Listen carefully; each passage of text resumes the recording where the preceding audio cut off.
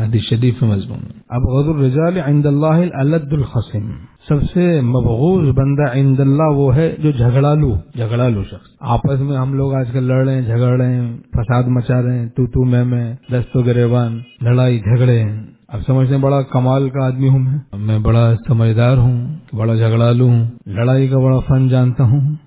تو یہ جھگڑالو شخص تو عند اللہ مبغوض ہے سب سے زیادہ۔ تلک الدار الآخرۃ نجعلها للذین لا یریدون علوا فی الارض ولا فسادا، یہ دار آخرت ہم ان لوگوں کو دیں گے، یعنی جنت ہم ان لوگوں کو دیں گے جو بڑائی نہیں چاہتے، فساد نہیں مچاتے۔ تو بڑائی چاہنا، فساد مچانا، اپنے کو جنت سے محروم کرنا ہے، تو بڑائی چاہنے سے بچیں، فساد مچانے سے بچیں۔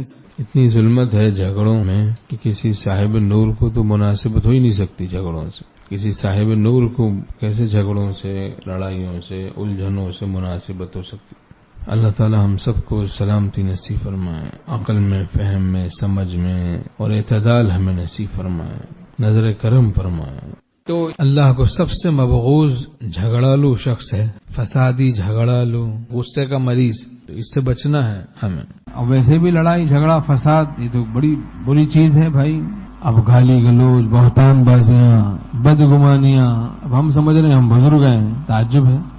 وعباد الرحمن الذين يمشون على الارض هونا واذا خاطبهم الجاهلون قالوا سلاما، جو رحمان کے خاص بندے ہیں، اللہ کے جو خاص بندے ہوتے ہیں، اللہ کے اولیاء دوست، وہ اپنے کندھوں کو جھکا کر چلتے ہیں، زمین پر چلتے ہیں، ان میں تواضع ہوتی ہے۔ اب ہم لوگ تو اکڑ کے چلتے ہیں، کالر کھڑے ہیں، اکڑ ہے، بھرم ہے، انداز ایسا کہ جس میں بھرم ہی بھرم ٹپکتا ہے، بھرم ٹائٹ پتیلا خالی، ابھی گردے فیل ہو گئے، سارے بھرم نکل جاتے ہیں، کینسر ہو گیا، پھر دیکھو ہاں بھائی بھرم باز بھائی کیا ہوا، وہ آپ کے بھرم کدھر گئے بھائی، بھرم باز کدھر گئے آپ کے بھرم؟ اب دیکھو تو جناب لڑکھڑا رہے ہیں، تھر تھرا رہے ہیں، گھبرا رہے ہیں۔ اب تو گھبرا کے یہ کہتے ہیں کہ مر جائیں گے، مر کے بھی چین نہ پایا تو کدھر جائیں گے۔ کمزوروں سے لڑنا جھگڑنا عجیب حال ہے بھائی، یہ کیسی بزدلی ہے؟ اتنے بہادر ہیں تو سوا سیر سے لڑے بھیڑے جا کے، پھر پتہ چلے گا خود ہی اصلاح ہو جائے گی، دو چار جڑ دے گا وہ خود ہی اصلاح ہو جائے گی۔ کمزوروں پہ جناب غصہ کر کے اور شور شرابہ کر کے سمجھنے بڑے بہادر ہیں۔